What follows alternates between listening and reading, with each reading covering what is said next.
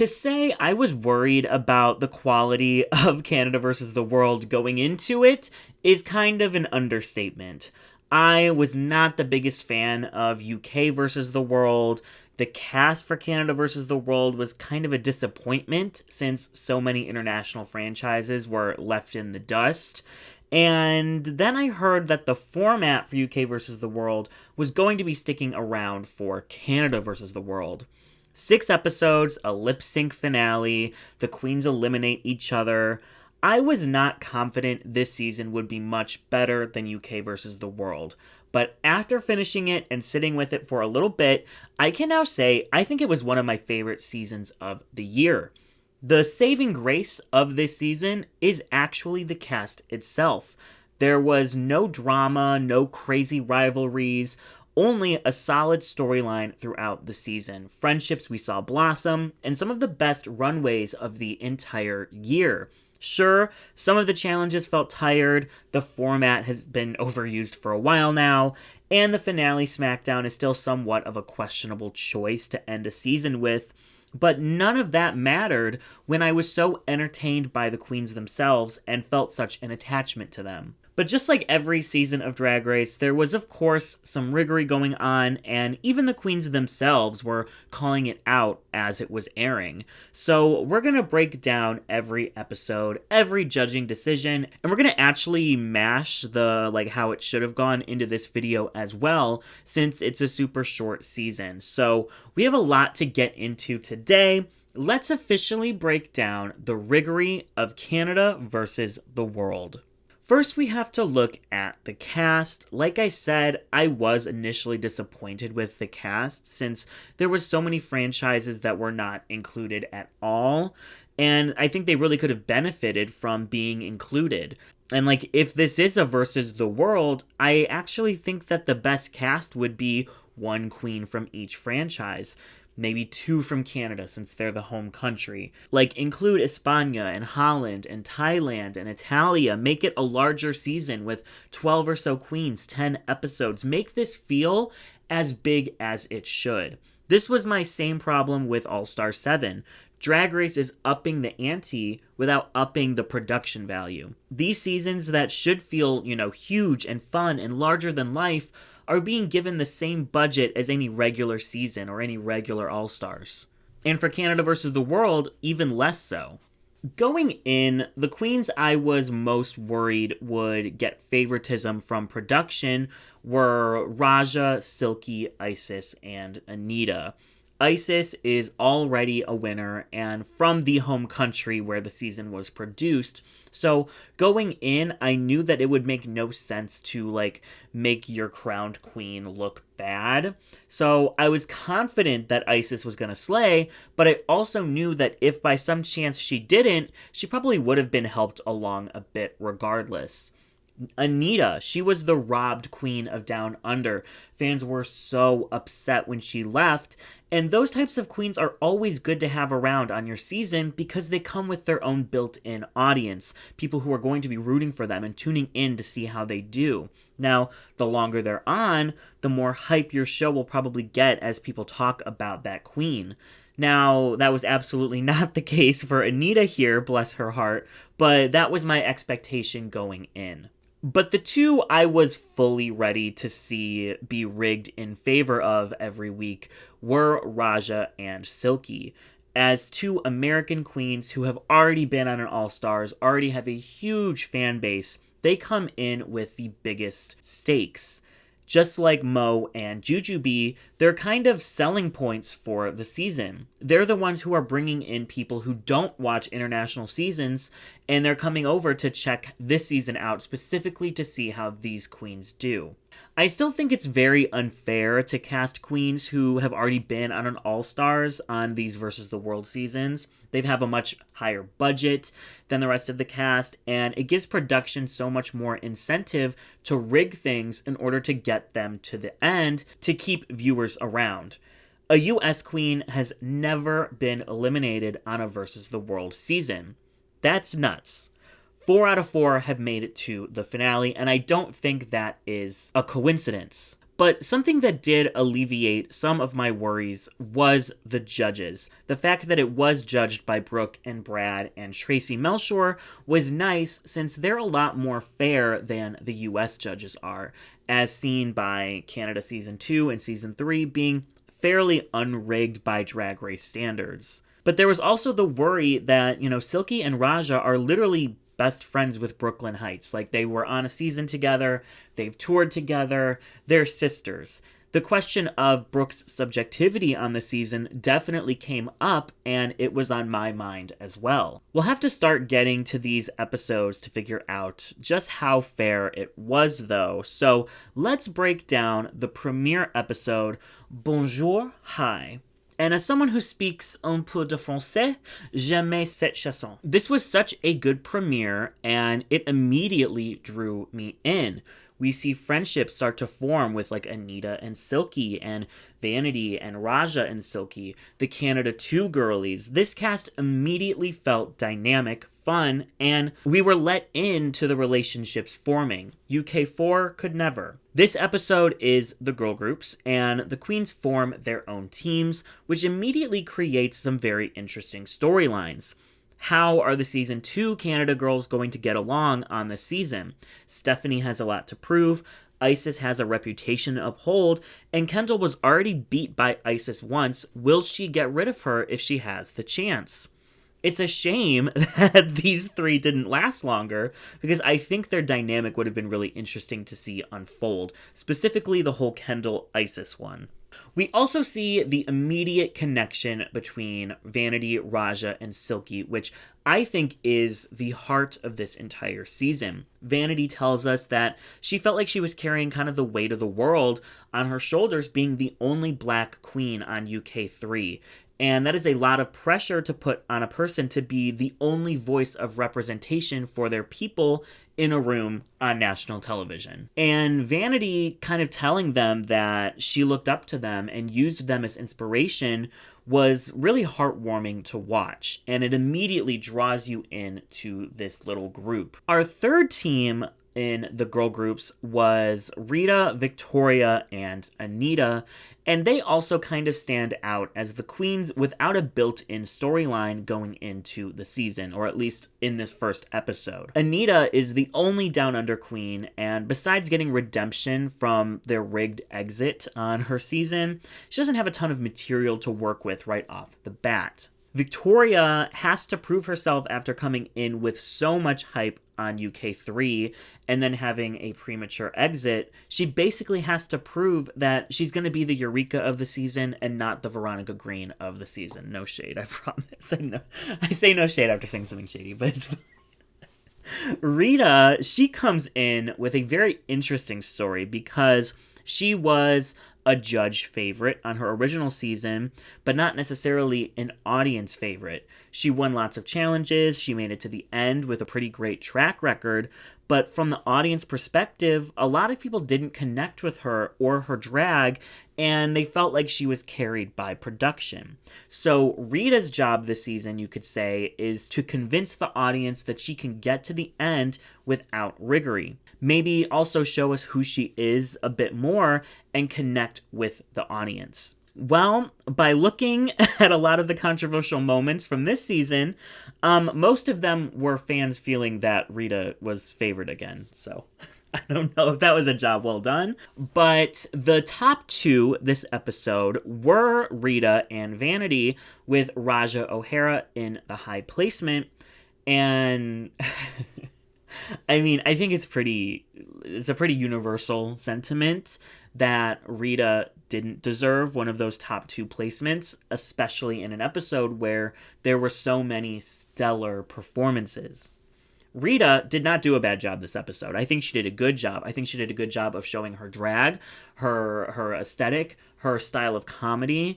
I think she brought all of that to this challenge. I mean, her verse was very Rita. It was written well. Her runway was solid. But I think her performance look definitely drags her down a bit. And overall, it is a solid week for her. I just think she gets a bit overshadowed by some of the other queens here. No one flopped this challenge. Let's just be very clear on that. No one did a bad job, and the runways were also very solid. So it really comes down to little things that determine who should get the top 2 spots and who should get the bottom 2 spots. Vanity, Raja, Silky, Victoria, and Icesis, I think, were the clear best of the week, with Rita doing just below them, and then the bottom 3 of Kendall, Stephanie, and Anita being correct. Vanity, oh my god, Vanity Milan. She completely ate this episode up. Her verse, her performance, her runway, all top tier. But picking the other top 2 spot is difficult, and I think it comes to personal preference to really decide that. I was torn between Raja, Silky, and Icesis personally. I kind of think maybe it should have been Icesis, because 1, her runway was one of the best of the entire year, and 2, Raja and Silky both flubbed some lyrics in their performances, and when it comes down to tiny details like that, those things matter. But, like, if you say Raja or Silky or Victoria belong in that other top 2 spot, I'm not going to argue with you, because they all did phenomenal.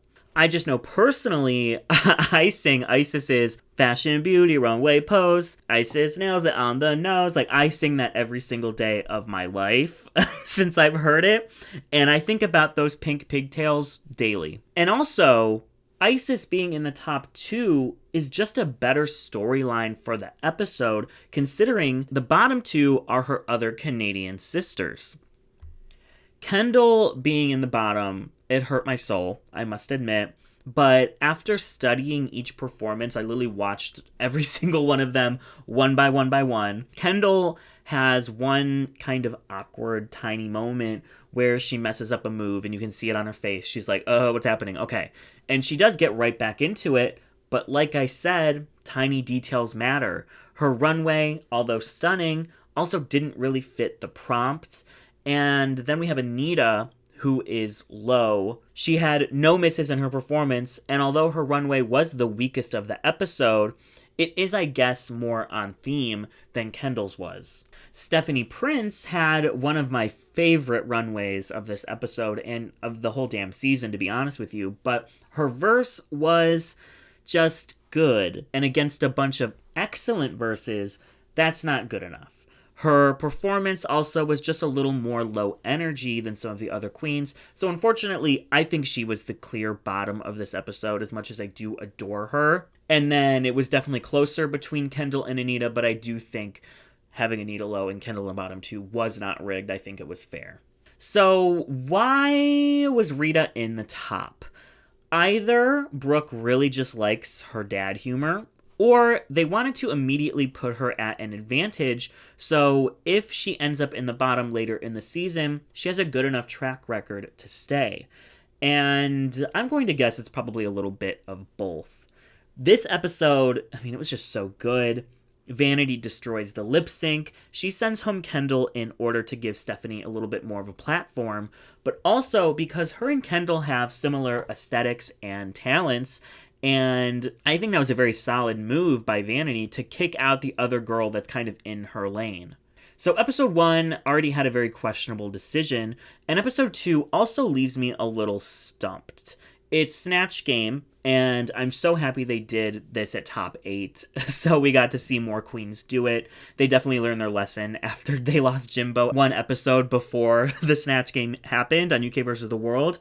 Almost every single episode of Drag Race follows the judging format of having a winner, 2 queens in the high placement, or if it's an all-star season, 2 winners and 1 queen in the high placement, and then a low spot and a bottom 2. Sometimes they'll have an extra queen on stage who just gets safe critiques, but whenever they get extra lows, extra highs, I always get suspicious because there needs to be a solid reason to break the format. I mean, this format has been going on since literally the first season, so whenever they tweak it, there has to be a solid enough reason. And this episode, I don't think had a reason to break this format. We have the top 2, and it's very obvious, it's Icesis and Raja. They dominated the Snatch Game, and even the bottom 3 was very obvious, with Silky as low, and Stephanie and Anita as the bottom 2. But Victoria's placement which was also low, had me kind of confused. And breaking down the edit of what we saw every queen got to answer 2 of the 4 questions, except for Icesis and Anita. Anita, we saw answer 3 of the 4, which makes sense because they want to highlight how badly she did, and especially thinking that, like, fans would be upset to see her in the bottom for Snatch Game. After her original one was so good, they probably were like, we really need to drive this in how bad it was. And the other was Icesis, which was kind of shocking to see her only answer 1 question, considering she was the winner of the episode. But also, she kind of shined by just interjecting at random points. And we saw enough of those moments that it didn't feel like we didn't spend enough time with her as Donatella. Victoria plays Kim Woodburn, and she gets a few laughs. It's nothing like crazy amazing, but in a pretty meh Snatch Game, I think she stood out as someone who got their character, knew how to volley, and had a pretty good impersonation. She even did, she took advantage of little moments, like when she was doing the stripper pole on her feather duster and things like that. So if we're looking for someone to take that high spot, I think she was the best contender, especially considering her runway as well. Now, Rita and Vanity were both, I think, the definition of safe here. Vanity, I think, started stronger than she finished, and Rita was fine overall, but not as good as her original Snatch Game was, which is kind of tough to have looming over your head going into this challenge. I really think Victoria gets critiqued negatively and put into the bottom 4 here because she had yet to open up. Besides the moment where she called out Stephanie earlier in the episode about some of her vernacular that she wasn't comfortable with, she really hadn't been getting much screen time. And at the end of the season, her critiques are about how she started off shy and small and then got comfortable over time and came into her own in the competition. And that makes me think that she was given this low placement as kind of like a slap in the face, like knock herself out of this mindset she was in. And I mean, considering she wins every episode after this, I definitely think it worked. Besides that, this episode I think was fair. I mean, unfortunately, we lose Stephanie, and she gets sent home by her fellow Canadian sister Icesis, but I think she's shown that she's one of the fiercest fashion queens Canada has to offer. And if she had made it literally 1 episode further, she fully could have won the ball, especially looking at what she served on her original season in their design challenge. Speaking of the ball, episode 3 is the weather ball. And this episode had, I think, a lot of contention with fans, but it was the good kind of contention. And the same thing that happened from the girl groups, where there were just so many queens that were doing super well that it was hard to pick the tops and the bottoms.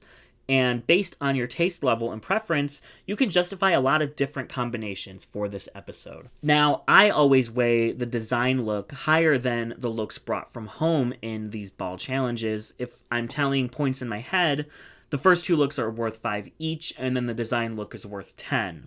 We're not going to break down scores or anything, but that's just kind of my approach to judging balls. And I mean, I've seen a lot of balls now. So for the first 2 categories, Air Body Lace and Arctic Foxy Lady, the standouts were definitely Icesis, Silky, Vanity, and Victoria. And the best design looks were by Silky and Icesis.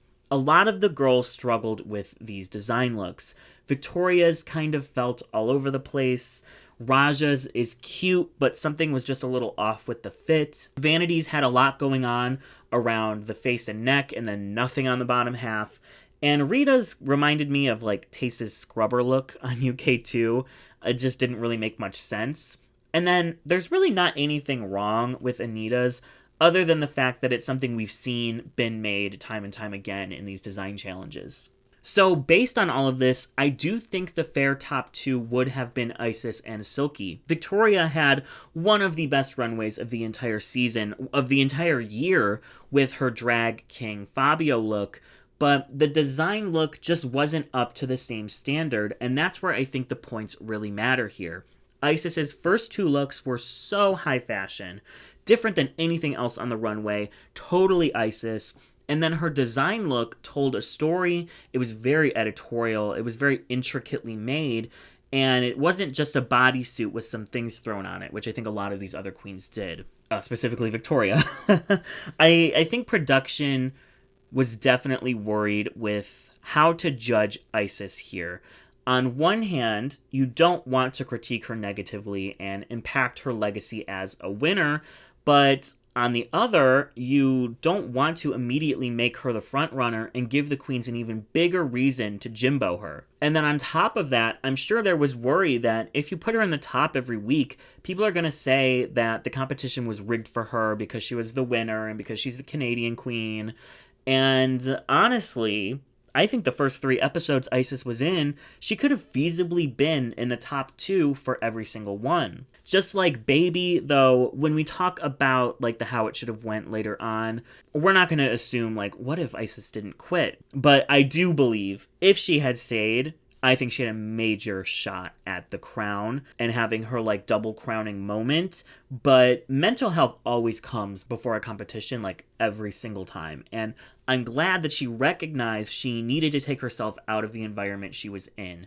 It was one of the most beautiful moments of the entire year where her sisters were there for her, they understood her, and they all came together in that moment. I hope in the future we get to see Icesis compete again if her mental health allows it, because I think she is one of those fierce-ass queens that I get excited for every time she's in a challenge, every time she's on a runway. Her drag is just so fresh and exciting and different than almost anything else we've ever seen. So, wishing her all the best, sending her all the love. She is honestly one of the GOATs of Drag Race. The bottom 3 of this episode are Vanity, Rita, and Anita, with Vanity being low and then Rita and Anita being the bottom 2. It really pained me to see Vanity low here because I thought her first 2 looks were absolutely stunning. I mean, that airbody lace runway was breathtaking, but her design look was a bit underwhelming and overwhelming at the same time. And the other option for a low placement is Raja, who I think had less exciting looks in the first 2 categories, but put enough work into her design look, and the final product looked good enough, I think, to keep her safe. When I saw Vanity Milan on this cast, I was immediately so excited. She was one of the bright spots on a season I found very underwhelming on UK3. She was one of the best lip syncers the UK had ever seen, and she really felt like she was coming into her own by the end of UK3, since she was kind of relatively new to drag coming onto that season. And then she came in and annihilated the first episode of Canada versus the World, and I was so happy. I wish she was able to keep that momentum throughout the season. But overall, I think this run for Vanity was a vast improvement to her run on UK3. Her snatch game was better, her design look was better, her runways were highly improved, her roast was even better than the first one. She was such a highlight on the season, and her story arc with Raja and Silky made her kind of the heart of the season. So I'm just happy she was given this platform and really was able to show what she can do. Anita Wiggle It goes home here, and unfortunately it does make sense. I mean, she dropped the ball 2 weeks in a row, and it was heartbreaking to watch. I think there's always pressure coming back, but I can't even imagine the pressure that Anita probably felt after a whole year of people telling her that she was robbed every single day, that she would have won the season if she didn't get eliminated there. I can't imagine coming back after that and like having to live up to that much hype. So I hope we get to see Anita get a third shot someday at a crown, because she does have such a fun interpretation of drag and her personality lights up a room. The next episode is the stand-up challenge, and I mean, let's be honest, the top 2 is very obvious. Silky and Victoria dominated this episode, while the other 3 remaining queens all kind of struggled in their own way. Raja's set was charismatic. I mean, she kept the attention of the audience. There just weren't a ton of jokes. Vanity had a ton of jokes, but only half of them landed, and her comedic timing was definitely off. She had some awkward pauses and things like that. And then Rita just screamed the entire time to the audience. I broke down the laughs per second, which is just tallying the number of laughs a queen got, divided by the amount of seconds her set was. Victoria actually had the shortest set by far, with Silky being the longest by far, so that's a little strange. But the other three queens all had around the same amount of time and laughs. If these numbers prove anything, it's that Rita definitely should have been in the bottom here. She had the least amount of laughs out of any of the queens, and that was with her having the second longest set that we saw. Like I said, Rita's humor doesn't necessarily resonate with me, so it's kind of hard to judge objectively if her humor just doesn't, seem funny to me. But also, I don't think this seemed funny to the people in the room. So I don't think it's crazy to say she probably should have been in that bottom two. And then you have Raja and Vanity, who each had reasons why they could be safe or why they could be in the bottom. Vanity had more jokes land, but she also had more that didn't. And Raja didn't tell many jokes at all, but her natural charisma carried her through her set. I really think they just should have done a bottom three. I mean, especially knowing that no one was going to go home this episode regardless with Ices's departure. They always do a bottom three at top five on seasons with this top two format, and I found it strange how they didn't do one on this season at all. I think in this episode in particular, it was because Rita probably would have gotten her lipstick pulled if she was in that bottom two. That would have been 2 weeks in a row that she was in the bottom, and this would have been Raja and Vanity's first time in the bottom each. So even if no one was going to go home, it doesn't necessarily look good for Rita moving forward in the competition to already technically be voted out by the queens. So instead, they throw Raja and Vanity in the bottom two, and Rita is just safe. Not even low, just safe. And we see the storyline with SWV kick into high gear, where Silky feels a lot of guilt having to send home one of her sisters after they've bonded so much over their shared experience as Black Queens. It's honestly really emotional and sad, and my one complaint up until this point of the season was kind of the lack of a main narrative. This episode made me realize the main narrative just hadn't kicked into full gear yet. Silky really was the main character of this season. She was such a positive presence, while also delivering iconic confessionals and fun moments in the workroom. She got a really balanced edit this season, and it was in very stark contrast to her season 11 edit. And it just made me happy to see her getting treated so well by the fans, many of whom had her pegged as their winner pick. For a while, it did feel like she was getting a winning edit, and we'll get to what happened in the finale later, but Silky was the core of the season, and most of the season revolves around her and her relationships to the other queens, whether it be her longtime sisterhood with Raja, her new connection with Vanity, and her blossoming flirtmance with Victoria. All of these stories start to pay off in the last 3 episodes of the season, and really make the season feel like it does have a cohesive arc to it as these queens all just grow closer and closer. Like I say, there doesn't need to be a constant fight or an argument for a season to feel dynamic and fun. Sometimes just seeing the relationships that blossom is enough story to drive an entire season. I think this season is a perfect example of that. This episode ends with kind of a fake out elimination. They say no one's going home, and then we move on to another shitty acting challenge. Please, Drag Race, either hire better writers or retire this thing, because I don't know how many more of these I can sit through in my lifetime. This episode, I think, did a really good job of including subtle Riggory, including the old mother character in the skit. Basically guarantees that Rita Baga will take that role and then run with it. I mean, this is literally the shtick she's done in almost every comedy challenge on both of her seasons. So by including this character, they're kind of guaranteeing her a top 2 spot. Because, of course she's going to take this role, and then of course she's going to nail this role. It's smart, it's not super obvious Riggory, but once you notice the little things like that, it makes watching these seasons more fun because you can pick it out. There was no need for there to be an old mother character in this spy skit. It is simply there for Rita Baga. Again, I think it was a pretty obvious top 2 here. Victoria annihilated this acting challenge, and Rita, of course, did super well as the old woman, and then the other 3 queens did like varying levels of fine, but had a lot less to work with at the same time. I mean, Victoria was the main character of the skit. Rita had the most fleshed out character with very obvious quirks and like places to go with it. But Silky, Vanity, and Raja's characters didn't have much personality, and not because they didn't infuse it with their acting. The script just didn't give them a whole lot to do or a very clear character to make funny. Again, I think they don't have the bottom 3 here to save a queen from having a bad track record, except this time it's with Raja.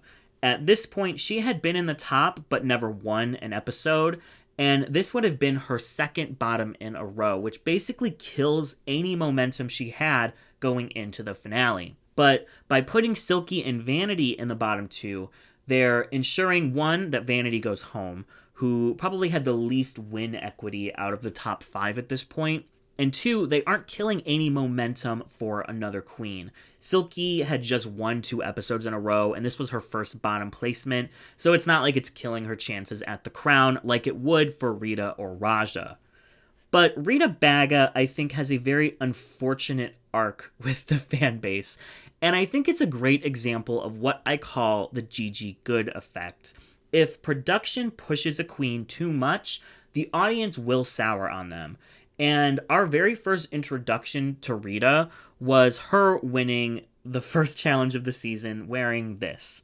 So right off the bat, I don't think she was on good standing with the fandom. And after a second win that fans didn't think she deserved, and then sending home the fan favorite, yeah, it wasn't great for Rita. And then when it was announced that she would be the host of Drag Race Belgique, fans were worried that she would be carried on the season in order to justify her being a host. And, well, another episode 1 questionable win. It's sad because, like, obviously none of these things are Rita's fault. It's production, but the queen will always get more hate for it regardless. Unfortunately for Rita, I think the fan expectation of her being kind of carried and pushed to the end came true. So did she accomplish what she should have done coming into the season?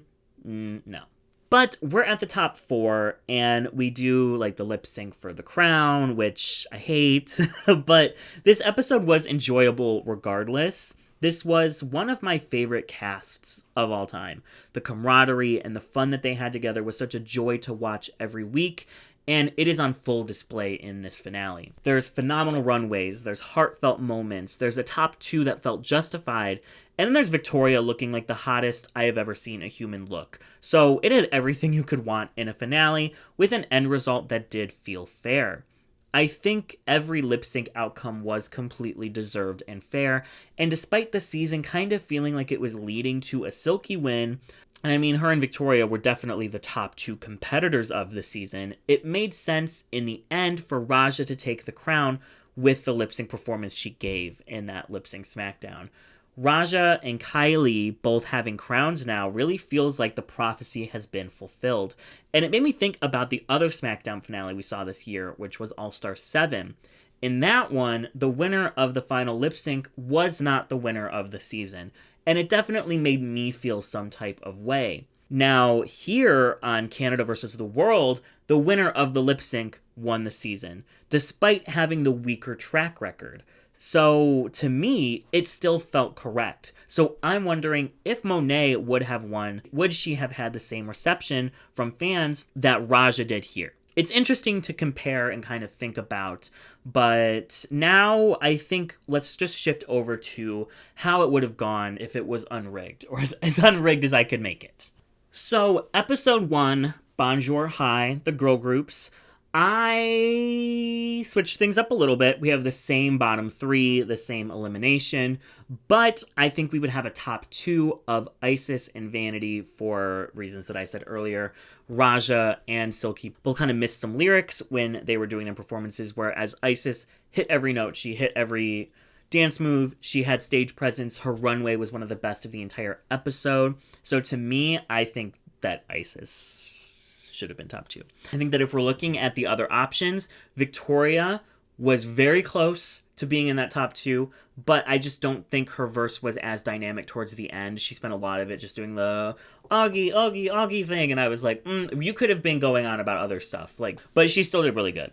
And then I put Silky in the top over Raja because I think both of their verses were phenomenal. Both of their looks in the challenge were phenomenal.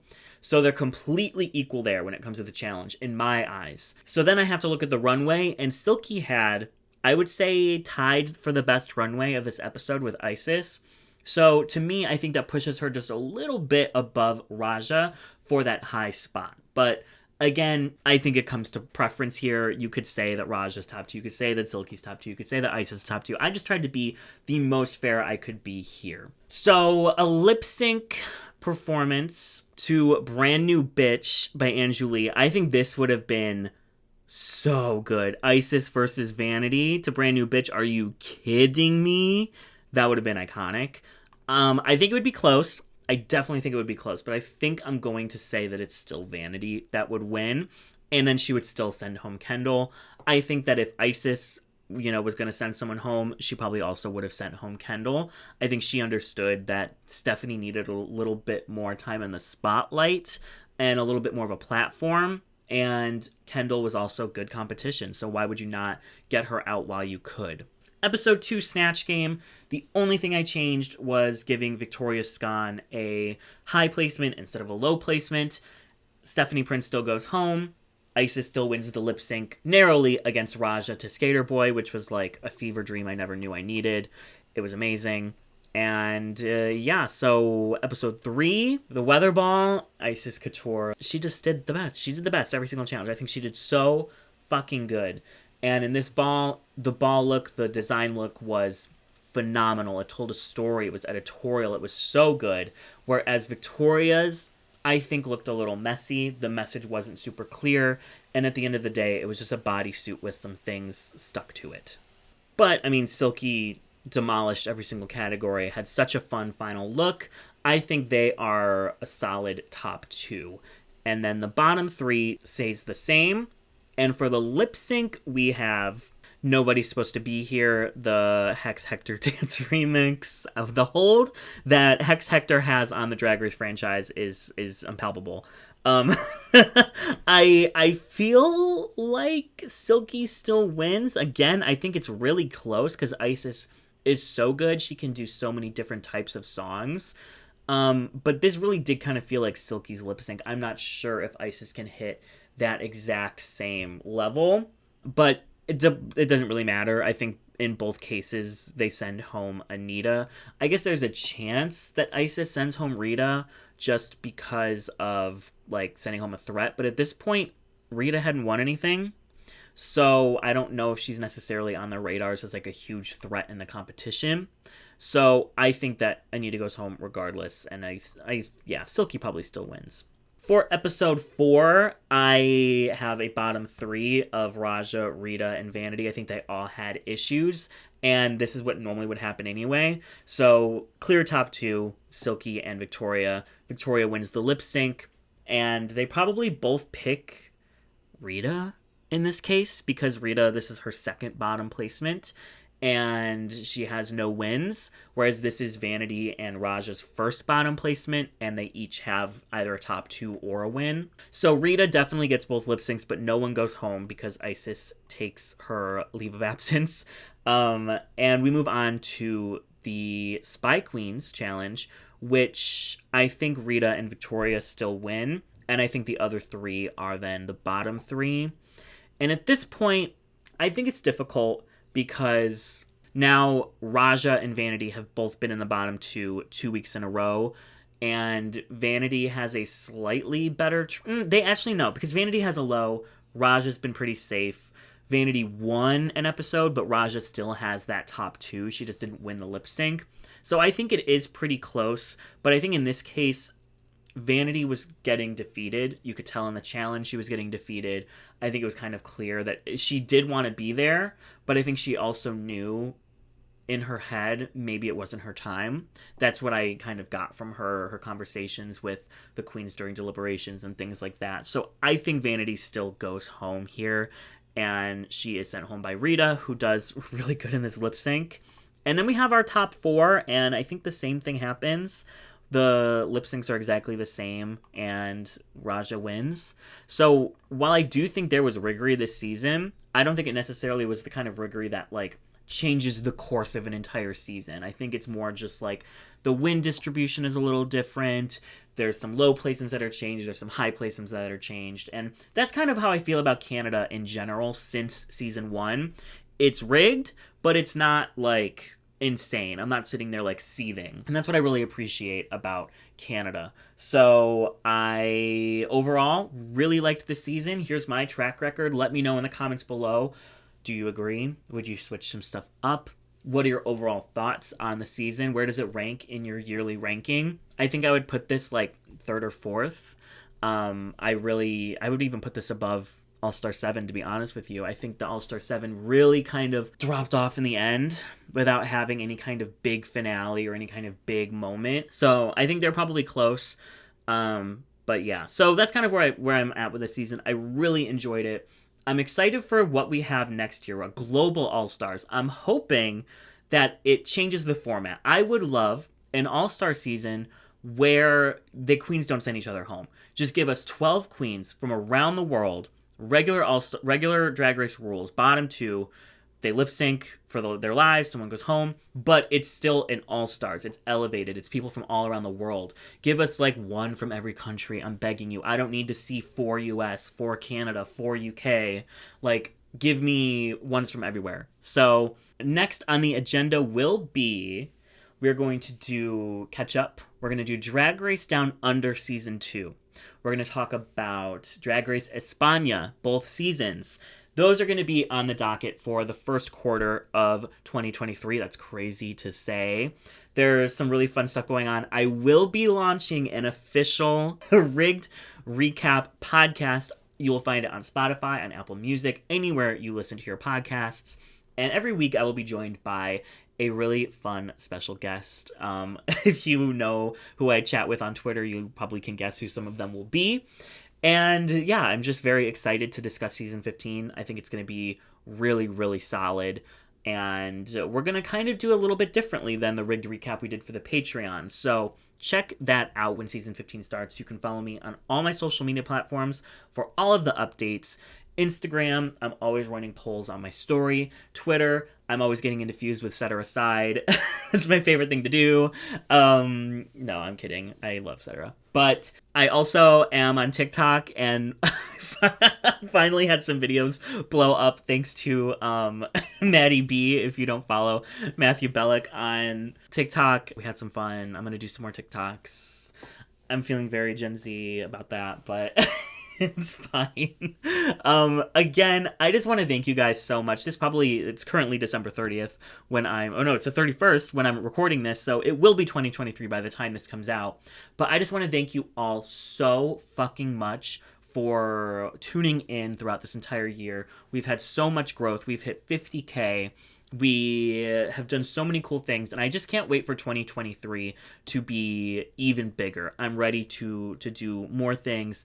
I will be starting a second channel, and I guess I'll just say what it is.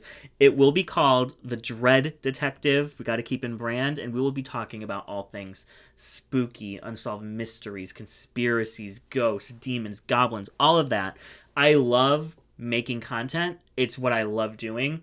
And if I can just make content about the things that I love, that is just all I need. So if you're into that, I will drop the link to that channel in the description below. I promise I'm not going to bombard this channel with promo for it. Once it's up and going, it's just going to be its own thing. And of course, this channel will not be affected at all. But I'm just excited. I want to make more content. I want to do more. And I'm hoping that you guys will continue along for the ride. Because I think that 2023 will be... it's definitely going to be the biggest year for Drag Race ever. So it's going to be a wild ride, and hopefully you're along for the ride with me. So again, I appreciate you all so much. Thank you to my patrons. Here are the links to all my social medias, my merch shop, Go have at it. I love you all. I love Drag Race. And, okay, bye. I'll see you in the next one.